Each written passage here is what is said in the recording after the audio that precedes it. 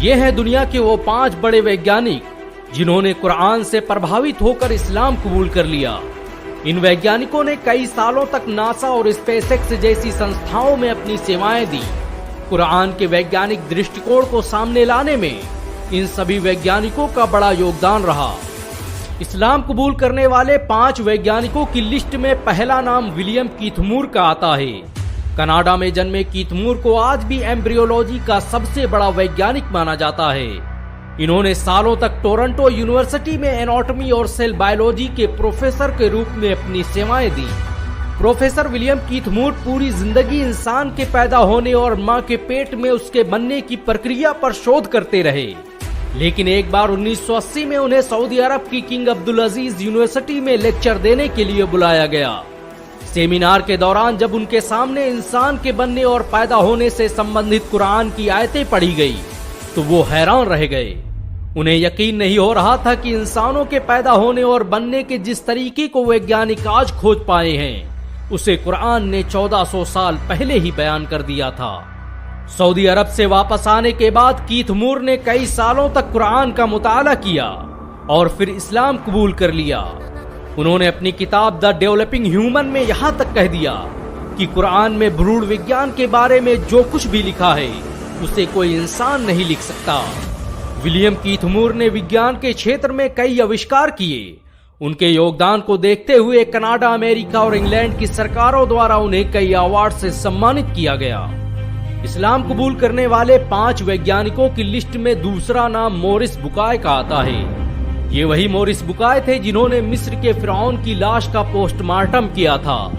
इन्हें आज भी फ्रांस के इतिहास का सबसे बड़ा सर्जन माना जाता है। इनकी लिखी किताबें आज अमेरिका और यूरोप की बड़ी बड़ी यूनिवर्सिटियों में पढ़ाई जाती हैं। 1980 के दशक में जब फ्रांस ने फिरौन की लाश रिसर्च के लिए मंगाई तो उसकी जिम्मेदारी मोरिस बुकाय को ही सौंपी गई थी। मोरिस बुकाय ने रिसर्च के दौरान फिरौन की लाश पर लगे नमक से साबित किया कि इसकी मौत समंदर में डूबने से हुई है। लेकिन वो ये देखकर हैरान रह गए कि जो बात उन्होंने अब रिसर्च से साबित की है उसे कुरान ने बरसों पहले बता दिया था। मोरिस बुकाय यकीन नहीं कर पा रहे थे कि फिरौन के डूबकर मरने और लाश के बच जाने का जिक्र कुरान में पहले ही मौजूद था। इसी दौरान मोरिस बुकाय का सऊदी अरब जाना हुआ, जहां एक कॉन्फ्रेंस की शुरुआत में कुरान की एक आयत पढ़ी गई कि अब तो हम तेरी लाश को ही बचाएंगे ताकि तू बाद की नस्लों के लिए निशान इबरत बने। अगरचे बहुत से इंसान ऐसे हैं जो हमारी निशानियों से गफलत बरतते हैं। इतना सुनना था कि मोरिस बुकाय मारे जोश के चीख पड़े और भरी महफिल में खड़े होकर सबके सामने ऐलान कर दिया कि मैं आज ही इस्लाम कबूल करता हूँ और अल्लाह की किताब कुरान पर ईमान लाता हूँ।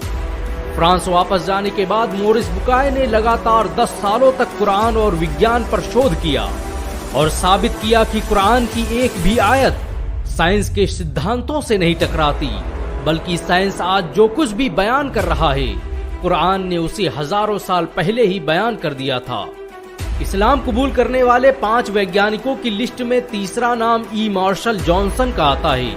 1930 में अमेरिका के फिलाडेल्फिया में जन्मे जॉनसन ने अपनी पूरी जिंदगी भ्रूण विज्ञान को समझने और इंसान के पैदा होने के सिद्धांत को जानने में लगा दी। जॉनसन उन वैज्ञानिकों में से थे जिन्होंने विलियम कीथ मूर के साथ सऊदी अरब के किंग अब्दुल अजीज यूनिवर्सिटी में कुरान पर रिसर्च का काम शुरू किया और फिर इस्लाम कबूल कर लिया। उन्हें सऊदी अरब ने 1982 में कुरान और विज्ञान पर शोध करने वाली कमेटी का सदस्य भी बनाया और इन्होंने अपनी रिसर्च से साबित किया कि कुरान ने एक खून के लोथड़े से बच्चे के बनने और फिर उसके हड्डी में तब्दील होने और फिर हड्डियों पर गोश्त चढ़ने की जिस प्रक्रिया को बयान किया है उसे जानने में विज्ञान को सैकड़ों साल लग गए। जॉनसन के मुताबिक भ्रूण विज्ञान से संबंधित कुरान में जो कुछ भी बयान किया गया है उसे यकीनन पैगंबर मोहम्मद सल्लल्लाहु अलैहि वसल्लम तक अल्लाह के जरिए भेजा गया था। इस्लाम कबूल करने वाले 5 वैज्ञानिकों की लिस्ट में चौथा नाम टी विद्या प्रसाद का आता है। इनका जन्म 1940 को गुयाना के पोर्ट मोरेंट में हुआ था। इन्होंने कई सालों तक यूनिवर्सिटी ऑफ लंदन और यूनिवर्सिटी ऑफ वेस्ट इंडीज में एनाटॉमी साइंटिस्ट के रूप में सेवाएं दी।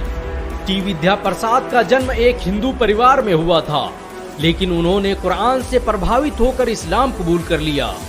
टी विद्या प्रसाद विलियम कीथ मूर के साथियों में से थे। उन्होंने विलियम कीथ मूर की तरह ही भ्रूण विज्ञान पर बहुत से शोध किए और कुरान और एम्ब्रियोलॉजी पर 25 से अधिक किताबें लिखी। उन्होंने काहिरा में होने वाली international conference of scientific sign of the Quran and Sunnah में भी हिस्सा लिया और बताया कि कुरान में बच्चे के अंदर रूह पढ़ने और जान आने के बारे में जो कुछ भी बताया गया है वो बिल्कुल सही है। उन्होंने कुरान की सूरा मोमिनून की आयत नंबर 14 को पढ़ते हुए कहा कि ये वो सच है जिसे विज्ञान भी नहीं झुठला सकता, इसीलिए मैं आज ही इस्लाम कबूल करने का ऐलान करता हूँ। इस्लाम कबूल करने वाले 5 वैज्ञानिकों की लिस्ट में 5वां नाम आर्थर एलिसन का आता है।